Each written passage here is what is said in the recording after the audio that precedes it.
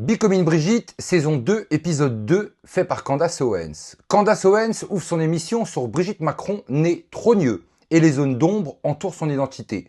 Elle annonce ce que vous allez entendre n'est pas une théorie, mais une série de faits, de documents et d'archives. Et plus on avance, plus les coïncidences deviennent inquiétantes. Un spectateur lui a envoyé un document troublant, un certain Jean-Marie Trogneux, apparu dans un registre d'entrée aux États-Unis en 1961. Un nom rarissime, peut-être lié à Jean-Michel Trogneux, le frère aîné de Brigitte, mystérieusement effacé des archives publiques. Et déjà, Candace Owens établit un parallèle glaçant. Dans la série The White Lotus, on montre sans raison un baiser incestueux entre deux frères riches. Pourquoi banaliser de telles images? Et pourquoi ce terme White Lotus apparaît-il aussi dans ses recherches historiques sur les trogneux? Elle avertit son audience, je vous le dis les gars, tout cela devient vraiment fou. Candace introduit un principe psychologique très simple. Un chien non touché reste calme. Un chien touché, lui, hurle. Autrement dit, les réactions disproportionnées révèlent souvent la vérité cachée. Et elle donne des exemples. En 2023, elle tweet « Aucun gouvernement n'a le droit de commettre un génocide. Simple, mais Dave Rubin, animateur médiatique, explose de colère. L'accuse d'ignorer les crimes du Hamas. Réaction violente, démesurée. 2 ans plus tard, un rapport du Guardian révèle que 83% des morts à Gaza étaient des civils. Rubin avait-il peur que la vérité éclate? Même schéma en 2022, lorsqu'elle critique Freud pour avoir couvert des abus pédos. Les médias la traitent d'ignorante, mais ses recherches confirment que Freud protégeait en réalité les puissants et leurs vices. Chaque fois que Candace touche juste, un chien touché hurle et elle le rappelle. Plus les réactions sont fortes, plus elle signale qu'un air a été atteint.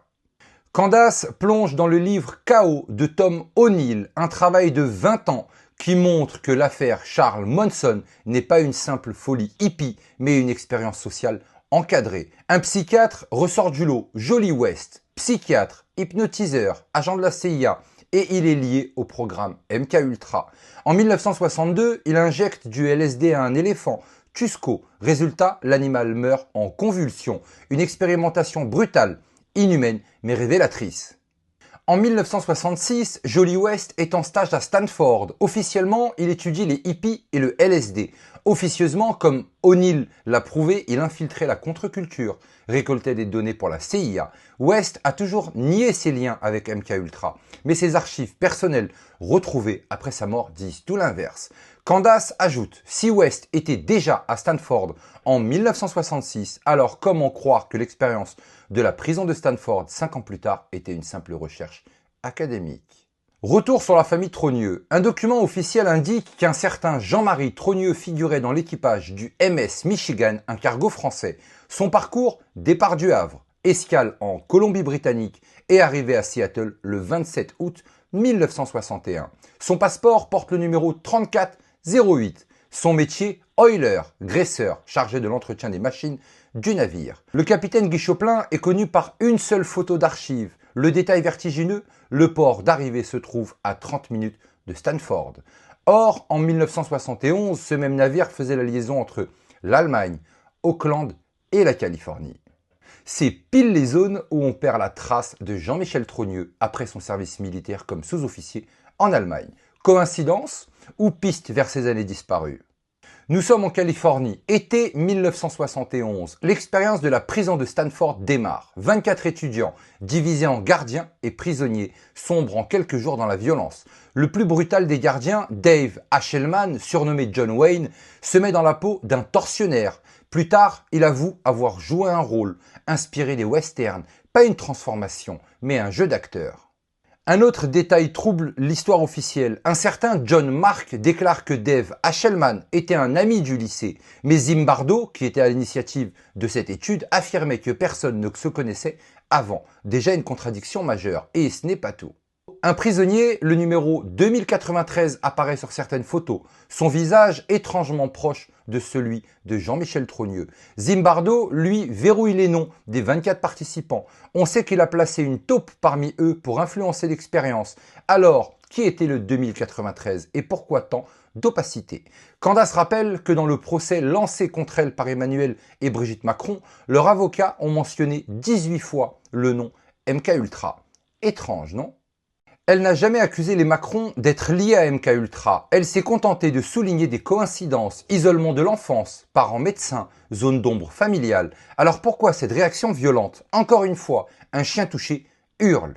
Candace élargit son enquête à la culture contemporaine. Pourquoi partout voit-on des images incestueuses ou ambiguës? Heidi Klum posant en lingerie avec sa fille, les Kardashians en duo mère-fille dans des publicités suggestives, et The White Lotus où deux frères riches s'embrassent sans aucune justification narrative. Pourquoi habituer le public à ce qui choque?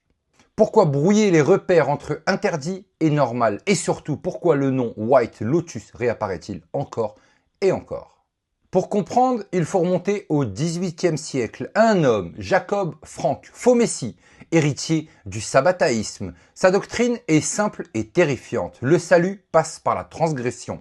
Inceste, profanation, inversion des lois religieuses. Ses adeptes se convertissent au christianisme, non par foi, mais pour infiltrer et détruire l'Église de l'intérieur. Beaucoup deviennent francs-maçons, manipulant la politique et la religion à la fois.